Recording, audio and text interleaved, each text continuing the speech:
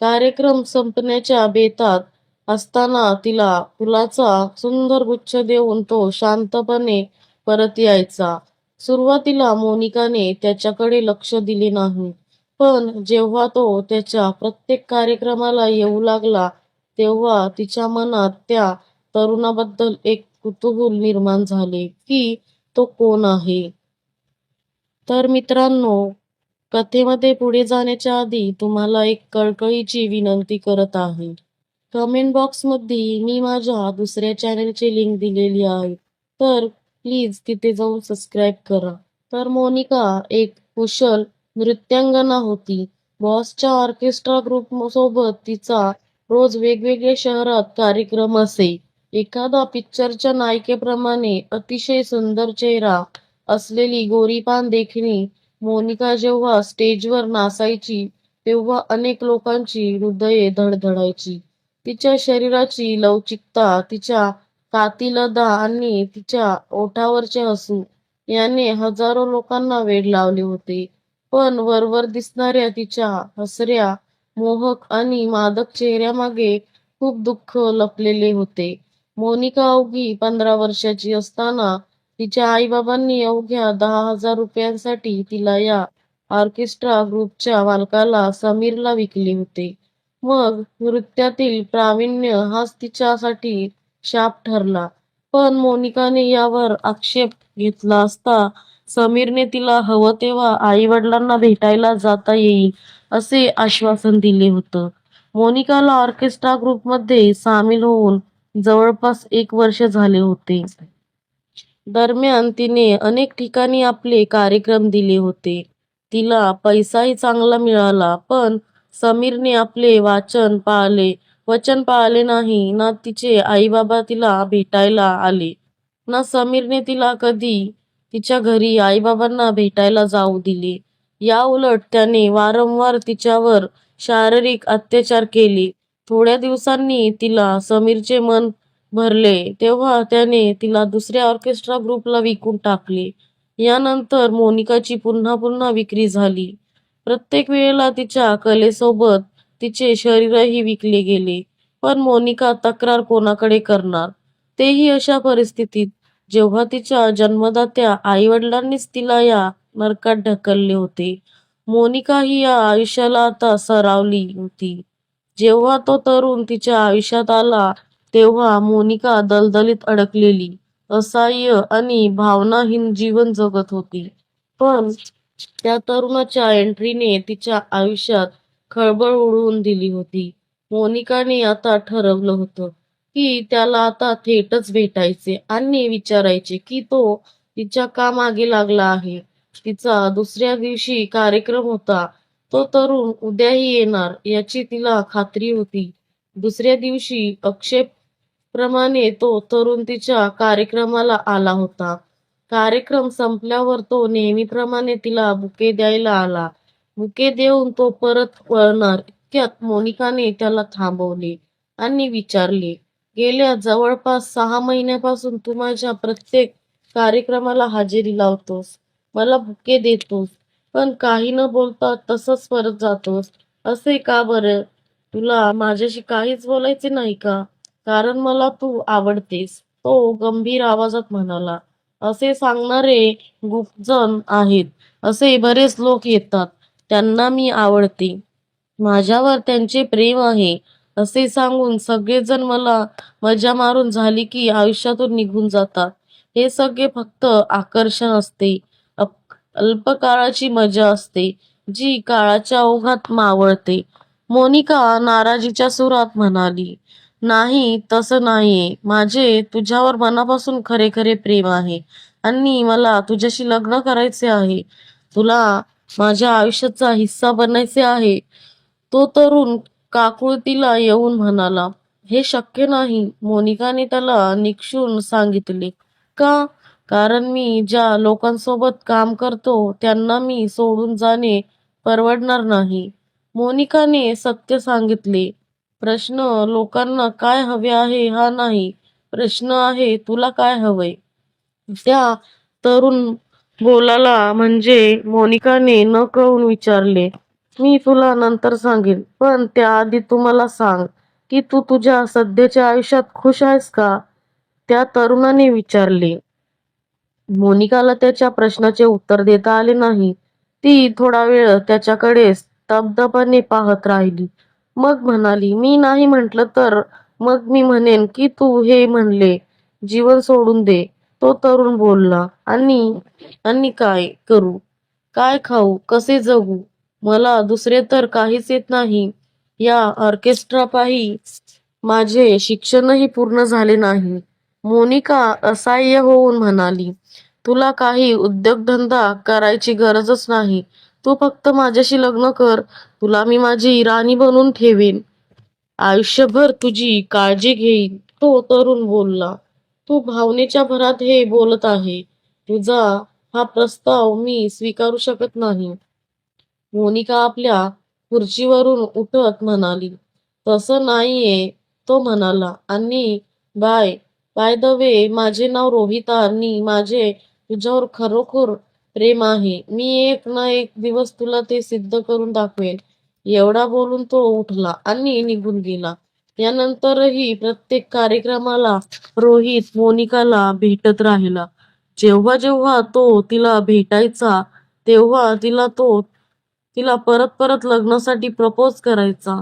सत्य हे होते की मोनिकालाही तो आता हळूहळू आवडू लागला होता आणि त्याच्या लग्नाचा प्रस्ताव स्वीकारून तिलाही या लाजिरवाण्या जीवनातून मुक्त व्हायचे होते. पण तिचा ऑर्केस्ट्रा मालक तिला इतक्या सहजासहजी आपल्या तावडीतून मुक्त होऊ देणार नाही, हे तिलाही चांगलंच माहित होतं. त्याच्यासाठी मोनिका म्हणजे सोन्याची अंडी देणारी एक कोंबडी होती. पण रोहितचे प्रेम आणि आपुलकी पाहून मोनिकाने त्याचा प्रस्ताव स्वीकारायचे ठरवले. एके दिवशी मोनिकाने रोहितला लग्नासाठी हो सांगितले. तेव्हा त्याचे डोळे आनंदाने चमकले. मोनिका क्षणभर आनंदाने खुललेल्या त्याच्या चेहऱ्याकडे पाहत राहिली. मग गंभीर स्वरात म्हणाली, पण रोहित, माझा ऑर्केस्ट्रा मालक मला इतक्या सहजासहजी सोडणार नाहीये. त्याने मला भरपूर पैसे देऊन विकत घेतले आहे. त्याचे पैसे वसूल झाल्याशिवाय माझी सुटका नाही. मी त्याला विचारलेली किंमत देईन आणि तुला त्याच्याकडून विकत घेईन.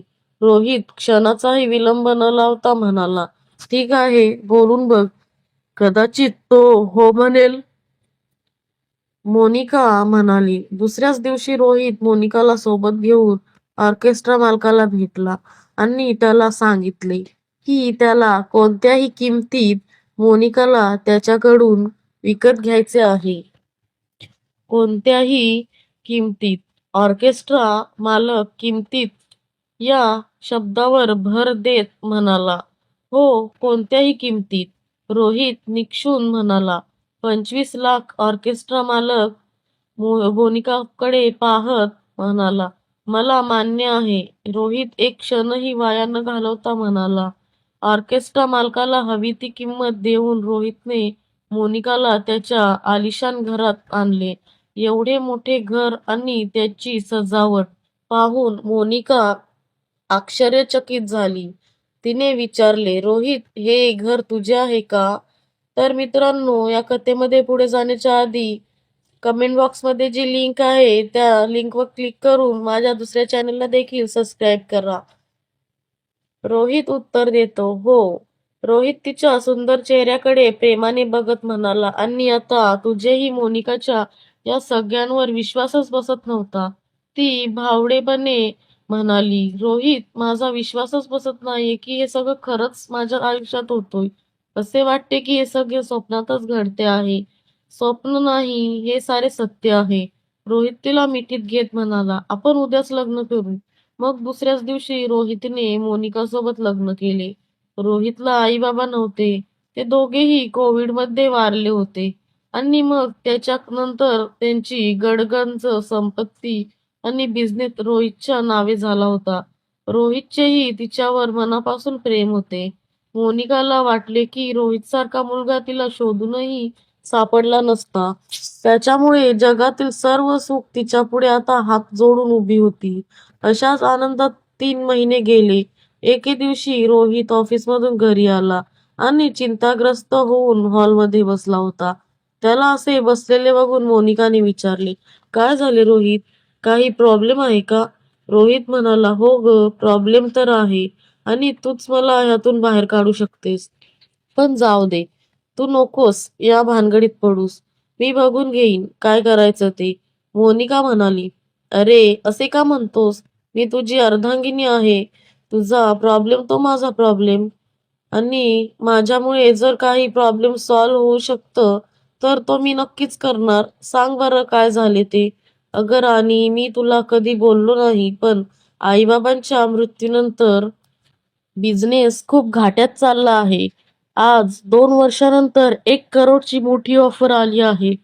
पण समोरच्या पार्टीची मागणी खूप विचित्र आहे. जाऊ दे. रोहित नाराजीच्या सुरात म्हणाला, अरे पण राजा, सांग तरी काय झालंय ते. आणि असा बरा मी बिझनेस बाद होऊ देईन. मोनिकाचा धीर आता सुटत चालला होता. यावर रोहित म्हणाला, तू आता आग्रहच करते आहेस म्हणून तुला सांगतो. समोरच्या पार्टीच्या मालकाला तुझ्यासोबत एक रात्र घालवायची आहे. काहीतरीच काय?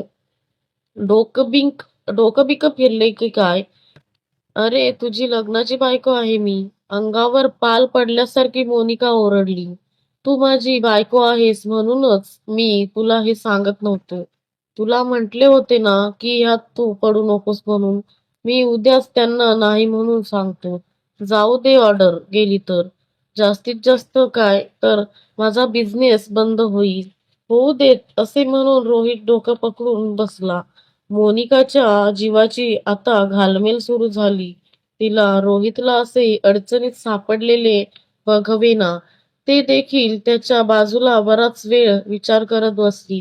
अखेर तासाभरानंतर मनाचा हिया करून बोलली, रोहित, माझ्या एका रात्रीच्या बलिदानामुळे आपला डबघाईला आलेला बिझनेस वाचत असेल तर मी तयार आहे. रोहितने आपली मान वर करून तिच्याकडे बघून म्हणाला, खरंच मोनू, माझ्यासाठी तू हे करशील? जड अंतकरणाने मोनिका म्हणाली, हो. त्यानंतर लगेच दुसऱ्याच रात्री रोहितने मोनिकाला दुसऱ्या कंपनीच्या मालकासोबत पाठवले. रोहितला ती ऑर्डर मिळाली. पण 2-4 दिवसानंतर पुन्हा तोच प्रकार घडला. यावेळी मात्र रोहितने मोनिकाला थेट समोरच्या पार्टीच्या मालकाकडे जाण्यास सांगितले. तो म्हणाला, कधी कधी तुम्ही माझ्या व्यवसायाशी संबंधित श्रीमंत लोकांना भेटले पाहिजे. काय बोलतोयस रोहित तू हे? मी तर फक्त एकदा हे सगळं ऐकून मोनिका आश्चर्यचकित झाली होती. रोहित गोड आवाजात गोड म्हणाला, हे बघ मोनिका, जर तू असं केलंस नाही तर आपल्या कंपनीला मोठमोठ्या ऑर्डर मिळतील, ज्यामुळे आपल्याला करोडोंचा नफा मिळेल. आजकाल हे सगळे खूप कॉमन आहे. एक पत्नी म्हणून तुला तुझ्या पतीला त्याचा व्यवसाय वाढवण्यासाठी मदत करणे हे तुझे कर्तव्य नाही का? आणि तू काही हे पहिल्यांदाच करत नाही ना आहेस. तुला तर सवय आहे या सगळ्यांची. हे सगळे ऐकून मोनिका आता सुन्न झाली होती. तुला तर सवय आहे ह्या सगळ्यांचीच, असे बोलून रोहितने तिच्या दुखऱ्या नसेवर बोट ठेवले होते. जे वेदनादायी आयुष्य ती मागे ठेवून आली होती, रोहित तिला त्याच आयुष्याची आठवण करून देत होता. तिला त्याच आयुष्यात परत ढकलत होता. त्याचे खरे रूप आता तिच्यासमोर आले होते. तिच्याशी लग्न करण्यामागे काय डाव होता ते आता तिच्या लक्षात आले होते. पण ती काय करू शकत होती? काय नाही. मोनिका एक मजबूर असहाय्य अबला होती. ठीक आहे, ती उदास मंद हसत म्हणाली. रोहितने मग एका व्यक्तीला आपल्या घरी आणले आणि इच्छा नसतानाही मोनिकाला त्याला खुश करणे भाग पाडले. मग हा प्रकार चालूच राहिला. रोहित रोज कुठल्या तरी श्रीमंत व्यक्तीला सोबत घेऊन यायचा आणि मोनिका त्याला खुश करायची. मोनिकाला नंतर कळले की प्रत्यक्षात रोहित तिचे सुंदर रूप, सुंदर शरीर त्याच्याकडे सोपवण्यासाठी त्याच्याकडून मोठी रक्कम घेत होता. मोनिकाला आधी तिच्या आई वडिलांनी विकले, मग वेगवेगळ्या ऑर्केस्ट्रा मालकांनी तिला वारंवार विकले आणि आता तिचा नवरा देखील विकत होता.